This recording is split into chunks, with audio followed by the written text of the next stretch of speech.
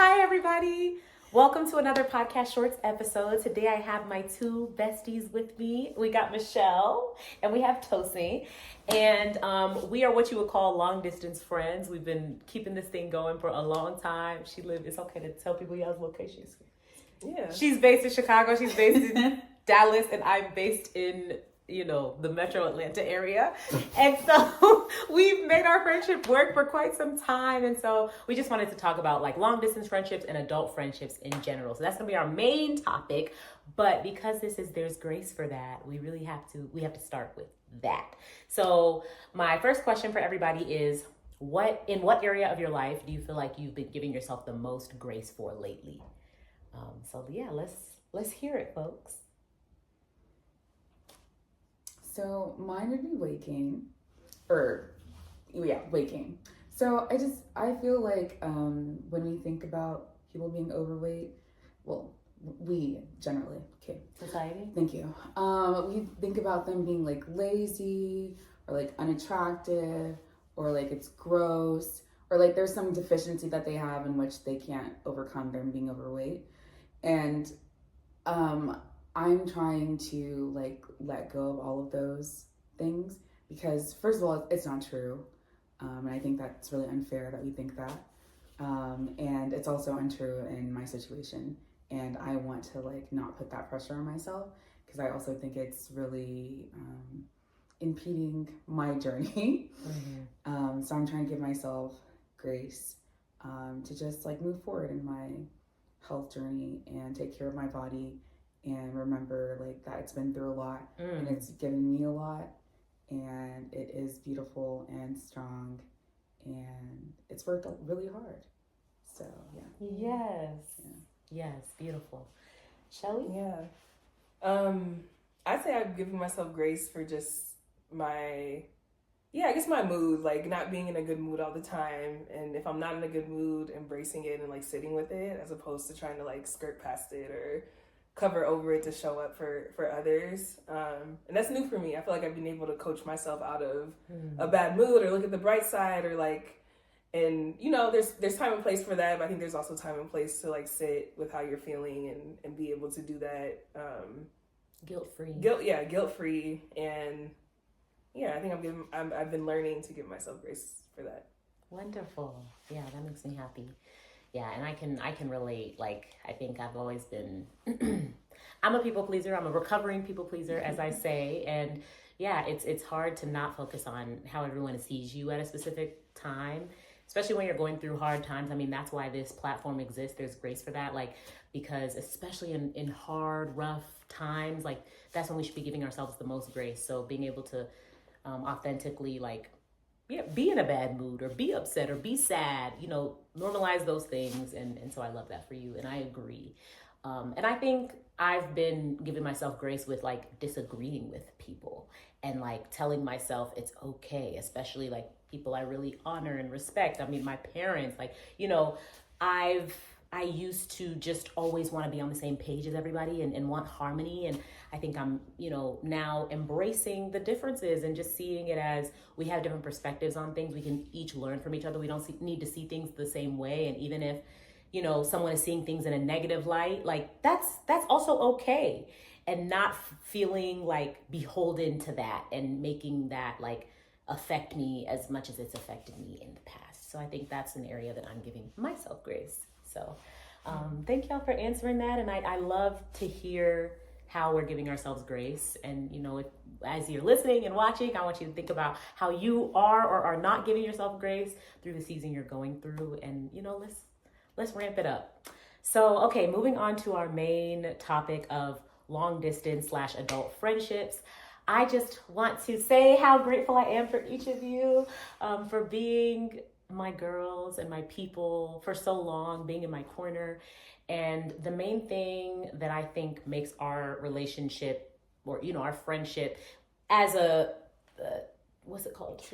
Trio. Thank you, because the other word I know wasn't going to work. As a trio and our individual friendships, I think is intentionality. Like thankfully we grew up kind of, in similar spaces as far as like culture and faith. Parents grew up knowing each other. And so we used to go to this like yearly camp where we would be guaranteed to see each other.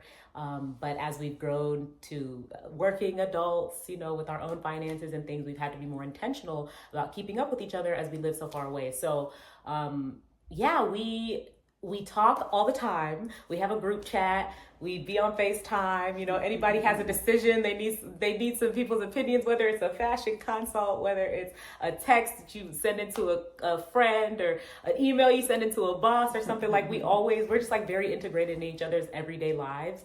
And that was built over time, but it's just fun to be able to like just FaceTime whenever we're thinking about each other. We don't let it pass for too long. Like, oh, I wonder how this person is doing. We just in the moment pick up the phone, FaceTime, call, text, and that has kept us going for so long. And then we've planned little trips here and there to make sure that we are seeing each other in person, to just keep it going. So if there's like an event we're all gonna be at, then maybe that's our thing for the year. But then other times we plan our own trips. Like this time around, we planned a little cabin trip in North Georgia, went apple picking, you know, cute stuff.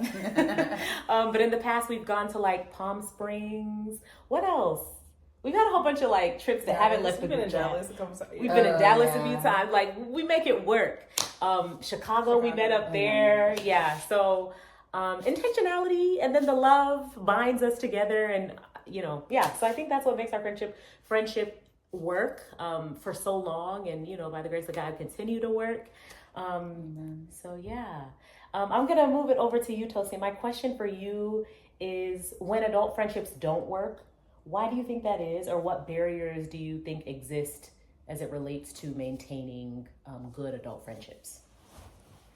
Okay, so I think, like you said, the reason our friendship works is because of the intentionality. And so I think the barriers is when people are not intentional. I think as a society, we kind of rank different kinds of relationships, and romantic relationships are at the top, and then like then family, and then friendships. And so I think that we are more intentional about romantic relationships and then family, and so friendships, we get less intentional about them.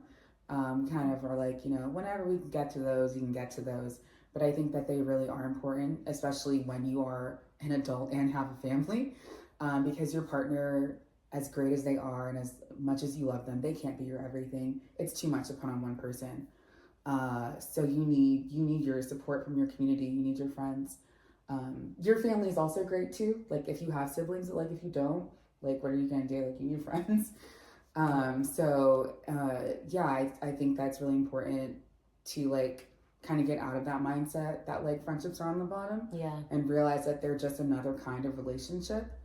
And to make time for them to be intentional. And I know like people with families are like, oh, well, you know, I don't have time to do a cabin trip and to whatever. And like, that's fine. Like, you know, everyone has a different kind of time to do whatever, but like maybe you do have time to like do lunch or do a 30-minute FaceTime call or do a 10-minute phone call or like, you know, do text messages back and forth. I don't know. Mm-hmm. Just like being intentional about communicating and spending time with friends and building relationships so that you have like emotional support from other people that are like outside of your partner and outside of yourself, because you need it. You really do. That's a great point, especially with like, it's not all or nothing. And we've heard all the stories about how like in adult friendships, it'll be like, oh man, we haven't seen each other so much, we should catch up. And then you having the same conversation over and over and you don't catch up. It's been like 2 years, you haven't met up yet. And yeah, like a phone call, a text, like you don't have to wait until you're able to go on that cabin trip, you know, to maintain this friendship. It's the little things that count, especially I feel like in our day and age, we're all like thinking about how busy we are, how much capacity we don't have, and we're all doing the best we can. And so in what small ways can you, you know, a little investment goes a long way when it comes to friendship. So good point. I would just also add like unexpressed expectations. Like I think some people think their friends should do exactly what they would do if they were trying to be a good friend without like expressing it, and then they take it personally. And I think that happens often where they're like, oh, like I don't know, like getting to know people so you don't take things personally, or not having unsaid or high expectations for Yeah. friends. I mean, at some point, I think you should once you know someone and how they operate. But I think some people, without getting to know people, assume everyone should act the same way. Very true. Very, very true. And something you had mentioned before was that some people use the word friend too loosely. Yeah. Yeah. So I think that's another thing. Like, yeah, depending on, you might see friendships different from another person, and you're saying the word friend, but what you mean is this, whereas somebody else using the same word means something completely different. So getting to a point of clarity in friendships is important. Like, and I feel like we talk about that a lot as it relates to relationships, like you were saying, as far as like, oh, you got to let your partner know what you need. They can't read your mind. Well, same thing with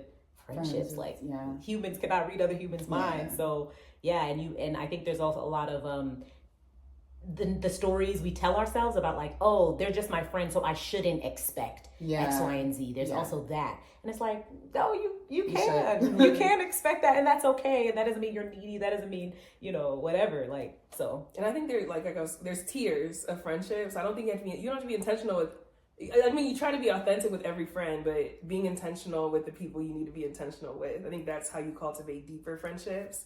But there's so many people that are probably in your network. You can't do that with everyone at that level. So some people are just not some people aren't meant to have that intentionality. So I think it's also like associates, and then friends, and then close friends, and then best friends. Yeah. There you go. So right. And be kind, but I'm not saying like I don't know. I feel like that came off like disregarding, but not disregarding them, but really focus on honing in and cultivating.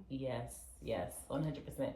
Okay, and my question for you, Michelle, is as an adult, what is that main quality you're looking for in a friend today that you feel like would ensure that this is going to be a successful friendship?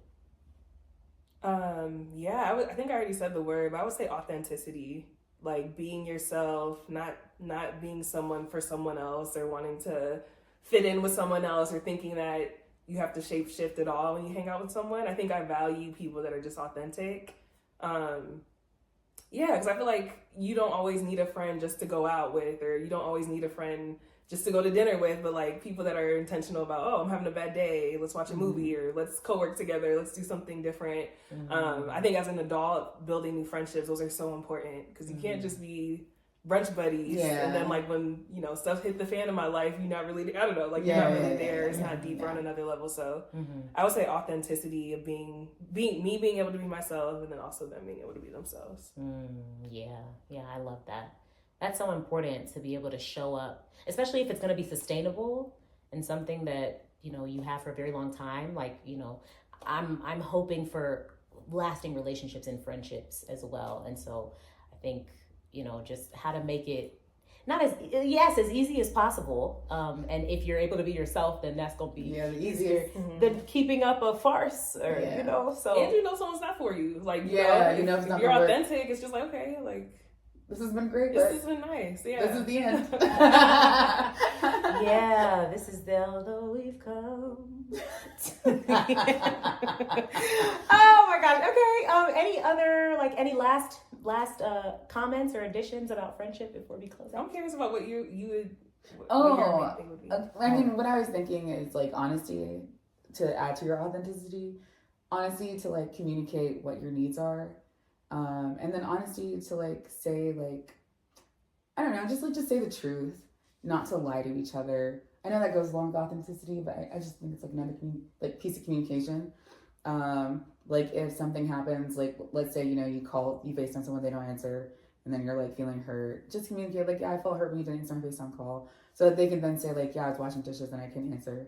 And then like, it's a non-issue, and then we can just move on. We can move on, and instead of like you're feeling bad and then you don't want to invite them to the next party, and then you're like, it's just none of that needs to be part of the situation. So I think honesty. That's good. I agree with both of y'all. Honestly, nothing to really add. Thank you all for coming onto the podcast short today. Until next time, if y'all want to see more of the Goonettes, put it in the comments. Let us know. And let us know what you're giving yourself grace for in the comments. Until next time.